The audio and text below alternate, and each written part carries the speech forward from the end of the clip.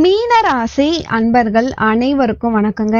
இன்றைய பதிவுல காலபுருஷ தத்துவத்தின் ரகசியம் மீனராசி அன்பர்களுக்கான ரொம்ப ரொம்ப முக்கியமான ஒரு பயனுள்ள வீடியோங்க. முதன்முறையா நீங்க நம்ம சேனலை பாக்குறீங்கன்னா மறக்காம சப்ஸ்கிரைப் பண்ணி வச்சுக்கோங்க. மீனராசி இப்போ காலபுருஷ தத்துவம் அப்படிங்கிறது பிரபஞ்ச சக்தி. நம்ம ஏன் பிறந்தோம் அப்படின்றதுக்கான ஒரு பதில். கர்மான் கூட எடுத்துக்கலாம். நம்ம காரண காரியத்தோட தான் பிறக்கிறோம் அப்படின்ட்டு தலை முதல் பாதம் வரை, அதுதான் மேஷம் முதல் மீனம் வரை ஒரு மனிதன் ஏன் இந்த ராசியில பிறக்கிறான், அப்போ அவன் எந்த வலையில மாட்ட போறான், அவங்க வாழ்க்கையில அவன் எப்படி ஜெயிக்கணும். ஒரு மனிதன் மீண்டும் மீண்டும் பிறக்கிறான் அப்படின்னாலே ஏதோ ஒரு செய்யாத கடமைய திரும்பவும் முடிக்கிறதுக்காக பிறந்த ஒரு பிறப்பு, இல்லைன்னா வாழ்க்கை பாடத்தை கத்துக்க பிறக்கிறோம். எல்லாருமே கடமையை முடிக்கதான் பிறந்தாங்களா கேட்டா அப்படி கிடையாது. அதுதான் காலபுருஷ தத்துவம். இன்னமும் பிறவி இருக்கு அப்படின்ற ராசிகளும் இருக்காங்க. இல்ல இந்த பிறவி முடிய போகுது, இந்த ஜென்மத்திலே எல்லாத்தையுமே நீங்க முடிச்சுக்கோங்க, இதுக்கான விடையை நீங்க தெரிஞ்சுக்கோங்க அப்படின்ற ஒரு விஷயம்தான். அப்போ இந்த காலபுருஷ தத்துவம் அப்படின்னு நம்ம எடுத்துக்கிட்டோம்னா இது ஒரு உலகளாவிய அறிவு. இதுதான் காலபுருஷ தத்துவம். ஒரு மனிதன் பிறப்பிலிருந்தே கொஞ்ச நாள்ல தேட ஆரம்பிச்சிருவான். நான் ஏன் பிறந்தேன், நான் யாரு, என்னுடைய ஐடென்டிபிகேஷன் என்னன்னு மாறிக்கிட்டே இருக்கும். ஒரு குழந்தை பருவத்திலிருந்து ஒவ்வொரு விஷயமும் மாறிக்கிட்டே இருக்கும் பொழுது நமக்கு ஆசைப்பாசங்கள் இருக்கும். ஆனா விதி வேற ஒரு வழியில கூட்டிட்டு போகும். காலபுருஷன் அப்படிங்கிறது, காலம் அப்படிங்கிறது நேரம், புருஷன் அப்படிங்கிறது ஒரு மனிதனை சொல்லக்கூடியது. அதுதான் காலபுருஷன். இந்த காலத்துல இந்த மனிதன் பிறக்கிறான் அப்படின்றதுதான். எப்படி 24 மணி நேரத்தை 12 மணி நேரமா பிரிக்கப்பட்டதோ அதுதான் இந்த 12 ராசிகள். அப்போ இந்த மீனராசி அன்பர்களுக்கு காலபுருஷத்துல எந்த மாதிரியான ரகசியம் இருக்கும், இப்ப மீனராசி அன்பர்கள் என்ன மாதிரியான விஷயங்களை பண்ணலாம், என்ன மாதிரியான விஷயங்கள் பண்ணக்கூடாது அப்படின்றத நீங்க தெளிவா தெரிஞ்சுக்கிறது ரொம்பவே நல்லதுங்க. மீனராசி அப்படின்னாலே ரொம்ப சாஃப்டா இருப்பாங்க. எல்லா வகையான பிரச்சனையும் அவங்க கிட்ட வரும். ஆனா அவங்க கிட்ட வர மாதிரியே அந்த பிரச்சனை திரும்பி போயிடும். சோ இந்த மீனராசி அன்பர்களை பொறுத்த வரைக்கும் ரொம்ப ரொம்ப நல்லவங்க. காலபுருஷ தத்துவத்தின் 12ஆம் இடமாக மீனராசி அன்பர்கள் இருக்காங்க. அயனம் சயனம் போகம் அப்படின்னாலே உறக்கத்தை குறிக்கக்கூடியது, உங்களுடைய லைஃப்ல இருக்கக்கூடிய கம்ஃபர்ட் ஜோன்ஸை குறிக்கக்கூடியது, ட்ரீம்ஸ் கனவுகளையும் குறிக்கக்கூடியது. அப்போ எல்லாமே மறைஞ்சிய ரகசியம், மொத்த ரகசியம் அடங்கின ஒரு இடம் தான் மீனராசி. அப்போ ஜென்மம் முடிஞ்சு மோட்சத்துக்கு போகக்கூடிய அமைப்புலதான் மீனராசியில பிறப்பாங்க. அப்போ மீனராசி, அதாவது மீனத்துக்கு காலபுருஷ தத்துவம் சொல்ற ரகசியம் என்ன அப்படின்னா, உன்னுடைய பிறப்பு மொத்தமா இயற்கையா முடிச்சுட்டு வர்றதுக்காக தான் உன்னுடைய பிறப்பே. இந்த இடத்துல இருந்து, அதாவது இந்த மீனராசி அன்பர்களை பொறுத்த வரைக்கும் கனவு உலகத்திலேயே ஃபேண்டசி லைஃப் எல்லாமே ரொம்ப கஷ்டப்பட்டுட்டாங்க மீனராசி அன்பர்கள். அப்போ இவங்களுக்கு பொறுப்புகள் அப்படின்றது இருந்துகிட்டே இருக்கும். மீனராசி அன்பர்கள் வளர வளர அவங்களுடைய தந்தையின் பவர் சில பேருக்கு குறைஞ்சுக்கிட்டே வரும். அது ஆணாக இருந்தாலும் சரி, பெண்ணாக இருந்தாலும் சரி. முக்கியமா ஆண் ஒரு மீனராசியில இருக்காங்க அப்படின்னா ஏன் இருக்கு நம்ம சொல்றோம் அப்படின்னா, அவங்களுக்கு படிப்பு சில பேருக்கு நல்லாவே வந்துடும். ஆனா ரியாலிட்டிக்குள்ள வரணும் அப்படின்னா பாரங்கள் கொடுத்தாகணும். அப்ப அந்த பாரங்களை எப்படி கொடுக்கும் அப்படின்னா, யார் அந்த குடும்பத்துல பொறுப்பை ஏத்துக்கிட்டு இருக்காங்களோ அந்த தந்தை தான் அந்த குடும்பத்தை பாத்துக்கிறாருன்னா, அந்த பவர்ஃபுல் பர்சனுக்கு கொஞ்சம் கொஞ்சமா ஒரு இடைஞ்சல்கள் வந்துகிட்டே இருக்கும். அந்த பொறுப்பு அப்படியே மீனராசி அன்பர்களுக்கு வந்துடும். அந்த வேலையை இந்த மீனராசி அன்பர்கள் எடுத்துப்பாங்க. இதை நீங்க நம்ம முதல்லயே சொன்ன மாதிரி மொத்த வாழ்க்கையும் முடிச்சுட்டு இயற்கையாதான் வெளியே வரணும். மீனராசி அன்பர்களுக்கு சில பேர் தற்கொலை எண்ணம் அதிகமா இருக்கும். அப்போ இந்த மீனராசி அன்பர்களை பொறுத்த வரைக்கும் அயன சயன போகம், நீங்க எல்லாத்தையும் தெரிஞ்சுக்கிட்டு மோட்ச பாதை, ஆன்மீக பாதையை நீங்க பிடிச்சி வரணும். ரியாலிட்டிக்குள்ள நீங்க வரணும் அப்படின்றதுதான் மீனத்துக்கு நம்ம சொல்றது. மீனத்தினுடைய வலை என்னன்னா, பெரும்பாலும் அதுலயும் முக்கியமா பெண்கள் மீனத்துல இருக்காங்க அப்படின்னா, யாரையாவது ஒருத்தவங்கள லைஃப் பார்ட்னரா இருக்காங்கன்னா அவங்கள பிடிச்சுப்பாங்க. இல்லைன்னா யாராவது ஒரு மனிதன் சீக்கிரமா போயிட்டு அந்த வலையில மாட்டிப்பாங்க. தூக்கத்தை கெடுக்கக்கூடிய அமைப்பு என்னென்னலாம் இருக்கோ அதுல போயிட்டு விழ வைக்கும். இப்போ உங்களுக்கு நீங்க ஆணாக இருக்கீங்க அப்படின்னா ஒரு பொறுப்பு முன்கூட்டியே கொடுத்துரும். அப்போ அங்கேயும் உங்களுக்கு தூக்கத்தை கெடுக்கக்கூடிய அமைப்பு, உழைப்பை நோக்கி ஓடக்கூடிய ஒரு அமைப்பு. இந்த சேலஞ்சஸ் எல்லாம் நீங்க ஃபேஸ் பண்ணி வெளிய வர தெரியணும். 32, 33 வயசு ஆகும் சில விஷயங்கள்லாம் புரிஞ்சு வெளிய வர்றதுக்கு. பொறுமை அப்படிங்கிறது காலபுருஷ தத்துவத்துப்படி அவ்வளோ சீக்கிரம் மீனத்துக்கு வராது. ஏன் அப்படின்னா, மோட்ச பாதை கடினமான பாதை. மோட்ச பாதைக்கு போகணும் அப்படின்னா, நல்ல மைண்ட் செட் வரணும்னா, பிடிச்சதுல இருந்து வெளிய வந்தா தான் உங்களால மோட்ச பாதைக்கு போ முடியும். இப்போ வந்து நான் துறவி அப்படிலாம் யாராலயும் சொல்ல முடியாது இல்லைங்களா? பற்றற்று போகணும். பற்றற்று போகணும் அப்படின்னா, பொறுமையை கடைப்பிடிக்கணும். பொறுமைய கடைப்பிடிக்கிறதுக்கும் வரவே வராது. அவசரப்பட்டு எல்லா இடத்துலயும் போய் விழுக வச்சு அடிபட்டுக்கிட்டே இருக்கும். அப்போ எனக்கு இந்த லைஃப் பார்ட்னர் செட் ஆக மாட்டாங்க. நான் தான் தெரியாம கல்யாணம் பண்ணிட்டேன் அப்படின்ற பற்றற்ற நிலைமைக்கு மீனம் போயிடும். இப்போ அவசரப்பட்டுலாம் சில பேர் திருமணம் பண்ணிடுறாங்க. மீனராசியில இருக்க பெண்கள்.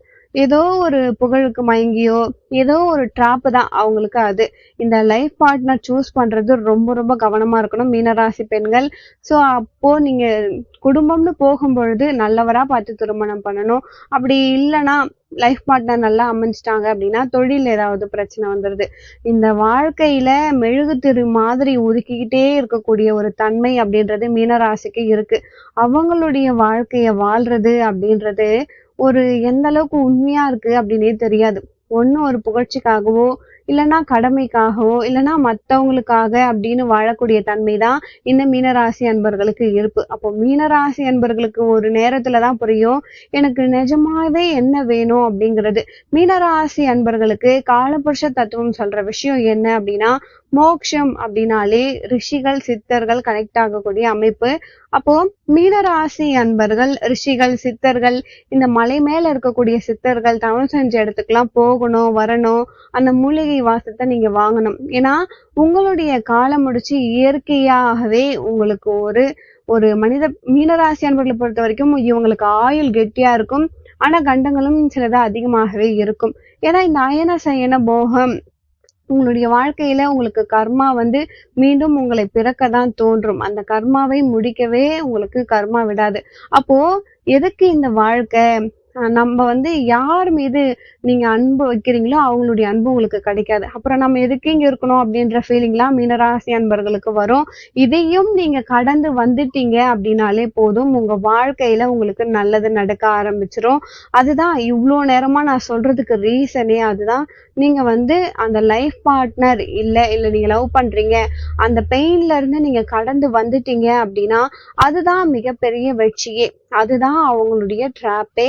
அந்த ட்ராப்ல இருந்து நீங்க வெளியே வந்துட்டீங்க அப்படின்னா மோட்ச பாதைக்கு போயிட்டீங்க அப்படின்னு அர்த்தம். மீனராசி அன்பர்களை பொறுத்த வரைக்கும் இப்போ நான் சொன்ன விஷயங்களை நினைச்சு நீங்க பயப்பட வேணாம். இப்போ நீங்க வந்து அந்த தவறான முடிவுகள் அந்த பிரச்சனையில இருந்து நான் வெளியே வரணும், எதுவுமே நெகட்டிவா யோசிக்க கூடாது அப்படின்னு இருக்கிறவங்க நீங்க என்ன கடவுளை வழிபாடு பண்ணணும் அப்படின்னு நீங்க தெரிஞ்சுக்கோங்க. நிறைய குழப்பங்கள் மீனராசி அன்பர்களுக்கு இருக்கு. கூட கூட இருக்கவங்க உங்களை குழப்புவாங்க. அப்போ நீங்க எல்லாத்துலயும் தெளிவா இருக்கணும். இந்த முடிவு எடுத்தா அந்த முடிவு கரெக்டா இருக்கணும். இதெல்லாம் நான் பண்ணணும் அப்படின்னு நீங்க நினைச்சீங்கன்னா மீனராசி அன்பர்களே சுபிக்ஷமான தெய்வங்களை நீங்க வழிபாடு பண்ணணும். மீனராசி அன்பர்களுக்கு அதுதான் பிடிக்கும். மீனராசி அன்பர்களுக்கு அலங்காரம் பண்ணிக்கிறது காலபுருஷத்தின் தத்துவப்படி கொஞ்சம் லைட்டா பிடிக்கும். ஆனா ஒரு சில மீனராசி அன்பர்களுக்கு காலபுருஷ தத்துவம் என்ன சொல்லுது அப்படின்னா ஒரு வெறுமை, ஒரு டார்க்லயே வச்சிருக்கும். அவங்களுக்கு லைஃப் பார்ட்னர் வந்துதான் வாழ்க்கையே மாத்தணும் அப்படின்ற ஒரு விஷயம் வச்சிருக்கும். ஏதோ ஒரு இடத்துல ஒரு சலிப்பு அப்படின்றத அவங்களுக்கு கொடுக்கும். இவங்க வந்து சுக்கிரனை ஈர்க்கக்கூடிய ஒரு அமைப்பு.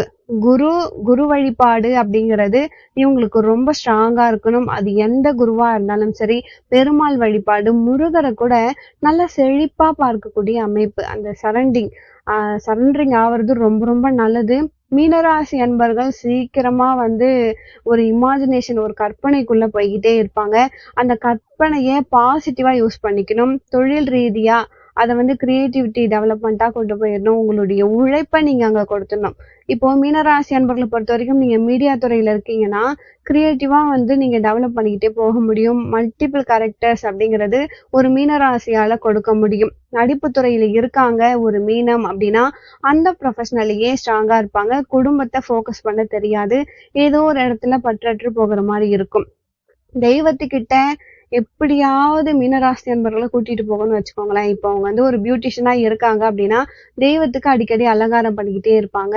அலங்காரம் பண்ணி அழகு பார்த்துட்டு இருக்கவே தோணும். இப்போ இன்னொரு இடத்துல ஒரு ஆண் மீனத்துல இருக்காங்க அப்படின்னா, நாங்கெல்லாம் என்ன தெய்வத்த அழகுபடுத்திட்டு இருக்கோமா அப்படின்னு கேட்டா, நீங்க உங்கள சுத்தி இருக்க இடத்த எவ்ளோ கலைநயமா அழகா வச்சுக்கிறீங்களோ, உழைப்பு அதாவது மீனராசி அப்படின்னாலே உங்கள சுத்தி என்ன அப்படிங்கிற ரியாலிட்டிக்குள்ள வரணும். ஏன்னா அதுவுமே ஒரு கற்பனையா தான் இருக்கு.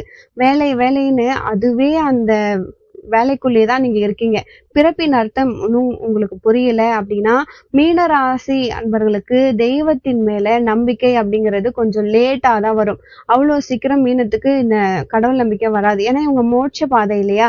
கஷ்டத்த கொடுத்தா நீங்க தெய்வத்த திட்டுவீங்க. அதுக்கப்புறம் தான் வந்து அந்த தெய்வத்த தேடுவீங்க.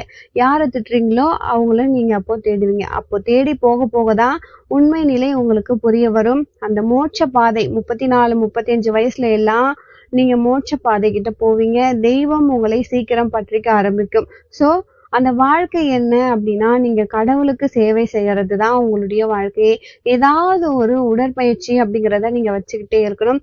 மீனம் வந்து உடற்பயிற்சி ஒரு பெரிய டைவர்ஷன், லைஃபுக்கான ஒரு வளர்ச்சி. ஏதோ ஒரு பற்றிட்டு தான் நீங்க இருக்கீங்க அப்படின்னா, உங்க மீது நீ கவனம் செலுத்துங்க. உங்களுடைய உடம்பு, உங்களுடைய ஆரோக்கியத்துல கவனம் செலுத்தி, உங்கள நீங்களே பிடிச்சுக்கிட்டீங்க அப்படின்னா, மோட்ச பாதை உங்களுக்கு உறுதி. கண்டிப்பா வந்து நீங்க வந்து யாரையும் கெடுக்கணும்னு நினைக்கல. உங்களுக்கானது உங்கள வந்து சேரும். கண்டிப்பா உங்க வாழ்க்கையில நீங்க நல்லா இருப்பீங்க. குலதெய்வ வழிபாடு பண்ணுங்க. இந்த பதிவு பிடிச்சிருந்தா மறக்காம என் சேனலை சப்ஸ்கிரைப் பண்ணி வச்சுக்கோங்க. மேலும் உங்க வாழ்க்கையில நீங்கள் சீரும் சிறப்போடும் செல்வ செழிப்போடும் வாழ நானும் இறைவனை பிரார்த்திக்கிறேன். அடுத்த ஒரு நல்ல பதிவில் மீண்டும் உங்களை சந்திக்கிறேன். நன்றி.